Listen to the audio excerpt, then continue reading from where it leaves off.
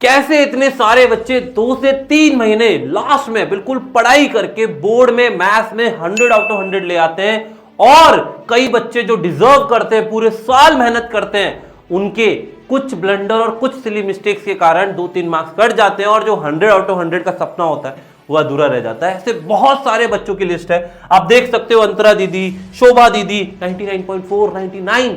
यार इन लोगों ने अपने मैथ्स बाकी और सब्जेक्ट में इतने अच्छे मार्क्स हासिल किए और अपने घर वालों का नाम रोशन किया।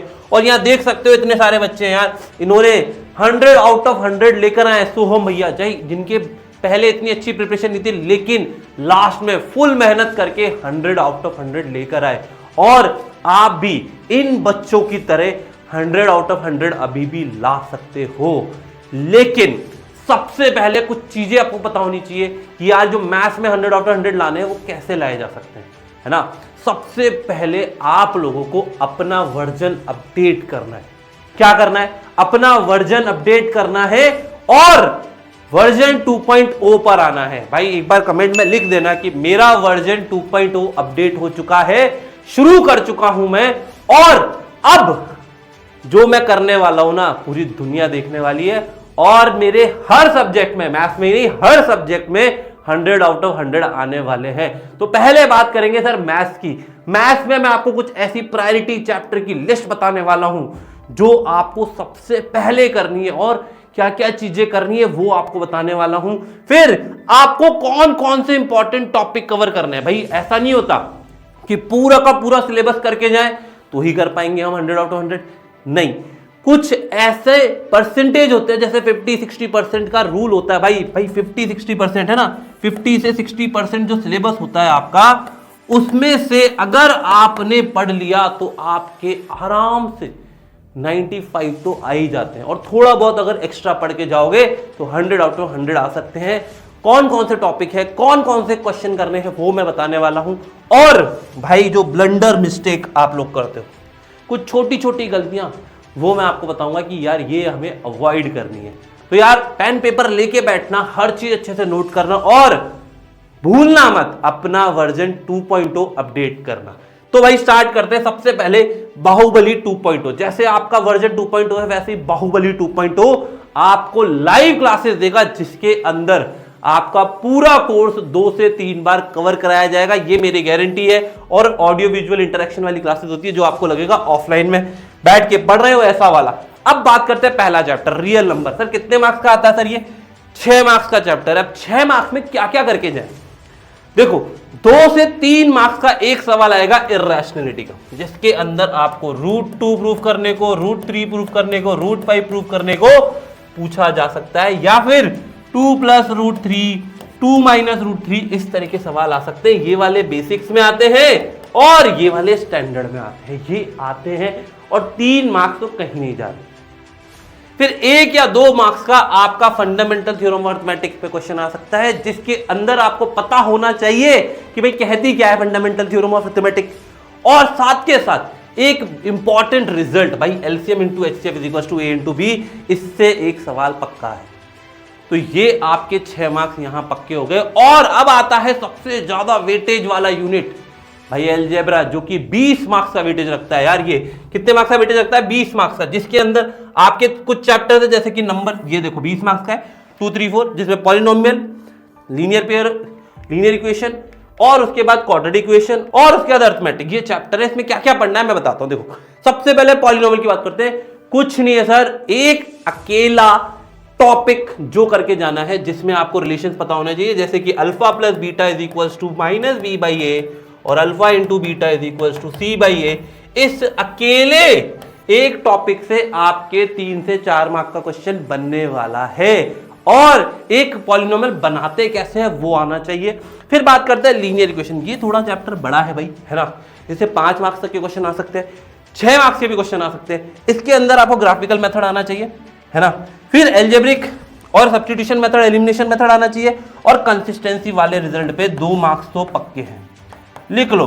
कंसिस्टेंसी वाले क्वेश्चंस पे 2 मार्क्स तो पक्के हैं, जो रिलेशंस होते हैं उस पर पक्के हैं। और एक वर्ड प्रॉब्लम या फिर केस बेस्ड, वर्ड प्रॉब्लम या केस बेस्ड आपकी आ सकती है इस चैप्टर से, जिसमें 4 मार्क्स आराम से मिल जाएंगे।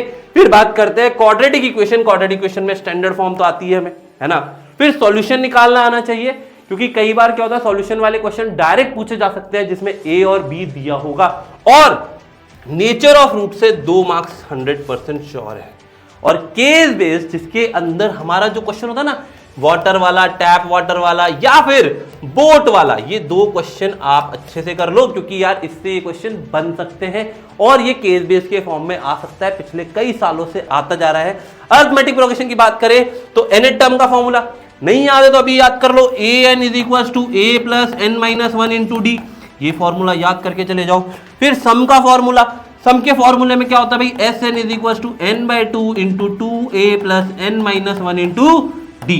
अब कई बार क्या होता है, एक और फॉर्मूला होता है n by 2 into a plus l बोले तो लास्ट। अब अरिथमेटिक प्रोग्रेशन में देखा जा रहा है कई सालों से केस बेस्ड आता है ना।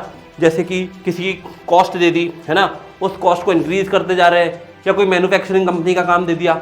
अब ऐसे केस बेस्ड आते हैं जिसमें आपसे 4 क्वेश्चन पुटअप किए जाएंगे। आगे चलते हैं, चैप्टर नंबर 6 ट्राइंगल। भैया सबसे खतरनाक चैप्टर है, हमारे तो समझ में ही नहीं आ रहा है सर। ये चैप्टर आपका वेटेज रखता है करीब करीब 7 से 8 मार्क्स, और दोनों सर्कल और ट्राइंगल मिला के 15 मार्क्स का वेटेज रखते हैं। यार इसके अंदर एक क्वेश्चन आपका यहां से 3 मार्क्स का पक्का है, लिख लो अभी, 3 मार्क्स का पक्का है, जिसमें बीपीटी या फिर कुछ बच्चे थेल्स थ्योरम के नाम से जानते हैं। इसका प्रूफ हर साल आता है, 5 सेट में से 3 सेट में ये सवाल पक्का है, और इस पर एक न्यूमेरिकल क्वेश्चन 100% बनता है जो कि 2 मार्क्स का होता है। तो मतलब कि ये क्वेश्चन अकेला आपके 5 मार्क्स का वेटेज रख सकता है। फिर बात करते हैं क्राइटेरिया सिमिलैरिटी की। इसमें ऑब्जेक्टिव सवाल आ सकता है 1 मार्क्स का, है ना, 2 मार्क्स का एक सब्जेक्टिव सवाल आ सकता है। तो भाई क्राइटेरिया में आपको सारी क्राइटेरिया आने चाहिए। फिर सर्कल की बात करें, सर्कल में सिर्फ 2 ही थ्योरम, है ना, एंगल सबटेंडेड वाली जो कॉर्ड वाली, है ना, और ये फिर जो कॉर्ड टेंजेंट वेंजेंट और सीकेंट वगैरह है ये। अब इसके अंदर एक क्वेश्चन बहुत बहुत बहुत इंपॉर्टेंट है सर। क्या है कि सर ये है कि ये जो सर्कल है इसके बाहर वाले पॉइंट से जो टेंजेंट बनता है ये दोनों इक्वल होते हैं, इसका प्रूफ पूछा जाता है। या फिर एक इस तरह का डायग्राम होता है और आपसे पूछा जाता है ये वाला एंगल और ये वाले एंगल के बीच में क्या रिलेशनशिप होगा, ये सवाल भी बहुत इंपॉर्टेंट है। तो 2 सवाल यहां से बनते हैं, ये अच्छे से कर लेना, बाकी एनसीईआरटी के क्वेश्चन तो करने ही है। फिर आता है कोऑर्डिनेट ज्योमेट्री, बहुत हलवा, 6 मार्क्स का है, लेकिन हलवा को चैप्टर और 6 मार्क्स का। इसमें आपको करने क्या है, सिर्फ फॉर्मूले याद करने। कौन कौन से फॉर्मूले याद करने, सर डिस्टेंस फॉर्मूला याद कर लो। इसमें डिस्टेंस फॉर्मूला में एक क्वेश्चन आता है, पक्की बात है, इक्वी डिस्टेंस वाला, है ना, इक्वी डिस्टेंस वाला। अगर आपने ये नहीं किया है तो एनसीईआरटी से कर लो। और फिर सेक्शन फॉर्मूला वाला, ये कुछ फॉर्मूले तो याद होंगे ही। और इस चैप्टर से भी कई बार केस बेस बनने के चांसेस होते हैं।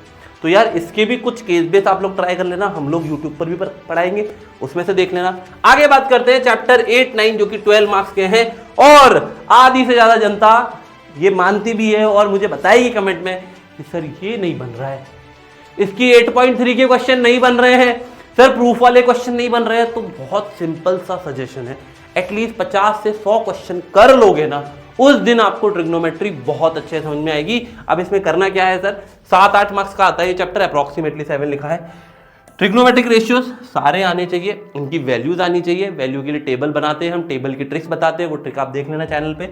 और ट्रिग्नोमेट्रिक आइडेंटिटी, इसमें मोस्टली एक आइडेंटिटी पे ज्यादा क्वेश्चन आता है। अगर मैं कह रहा हूं एक याद करके चले जाओ, कौन सी वाली, sine square theta plus cos square theta is equal to 1, ये याद करके चले जाओ। बाकी दोनों बहुत आसान है, एक बार साइन से डिवाइड करो, एक बार कॉस से डिवाइड करो, बन गई आइडेंटिटी। क्या करोगे, एक बार इसको साइन स्क्वायर से डिवाइड करेंगे तो ये कट जाएगा, यहाँ पे क्या बचेगा कॉट, और एक बार इसको कॉस स्क्वायर से डिवाइड करेंगे तो यहाँ tan 1 और यहाँ पे cos sec, ठीक है। तो ये आइडेंटिटी आप याद कर लो।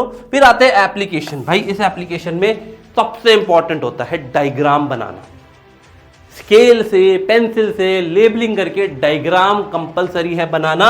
और 5 मार्क्स का क्वेश्चन आते हैं जिसमें एक ऑब्जेक्टिव आएगा, और मैं भविष्यवाणी कर रहा हूं इससे केस बेस बन सकता है, इस चैप्टर से केस बेस बन सकता है, क्योंकि कई सालों से लगातार 3 सेट में एक case base application of trigonometry का आ रहा है। जिसमें आपको एक इंपॉर्टेंट चीज और बताता हूं कि tan थीटा की जितने भी tan थीटा है, चाहे 30 हो, चाहे 60 हो, चाहे 45 हो, कोई भी हो, सबकी वैल्यूज याद कर लेना, इससे ही क्वेश्चन बन जाएगा। चलो आगे बात करते हैं सर 11th और 12th चैप्टर जो कि 10 मार्क्स का वेटेज रखते हैं और ये बहुत आसान चैप्टर है। इसमें बहुत कम चीजें पढ़नी पड़ती है, बस थोड़े से फॉर्मूले याद करने।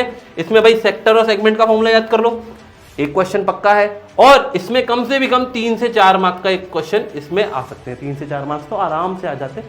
फिर सरफेस एरिया वॉल्यूम में सबसे इंपॉर्टेंट आता है कॉम्बिनेशन।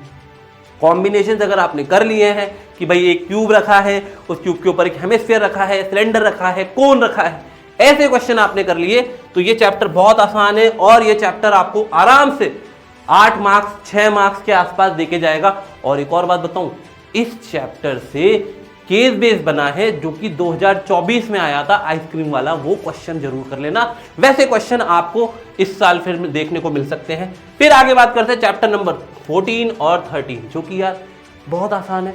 बस आपको स्टैटिस्टिक्स में mean median mode group data के सारे फॉर्मूले याद होने चाहिए और मीन जो है दोनों तरीके से, डायरेक्ट मेथड से भी और स्टेप डेविएशन मेथड से भी आना चाहिए। अज्यूम मीन से भी आना चाहिए, स्टेप डेविएशन से भी आना चाहिए। कुछ बच्चे कहते हैं स्टेप डेविएशन डिलीटेड है, नहीं आता है, लेकिन मैं कहता हूं करके जाना चाहिए, जरूरी है। फिर आता है प्रोबेबिलिटी। सर ये तो इतना आसान चैप्टर है कि मतलब कुछ करना ही नहीं है ना।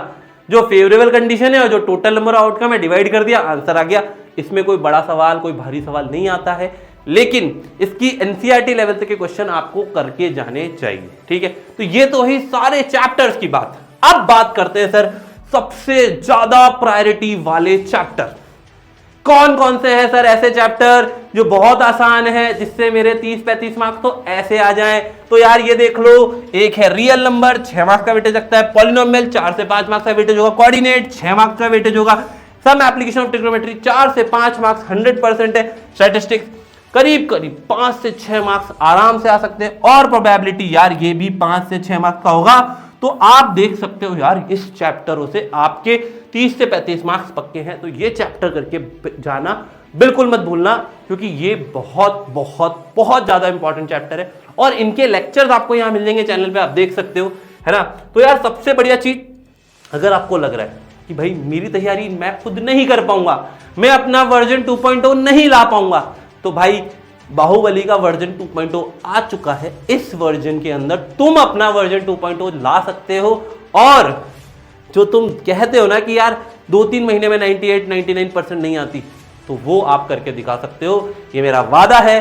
तो ऑल द वेरी बेस्ट और मिलते हैं क्लासेस में। और जो चीजें बताइए उसे लिख लेना और रेगुलर बेसिस पे फॉलो करना मत भूलना। तो मिलते हैं बाद में।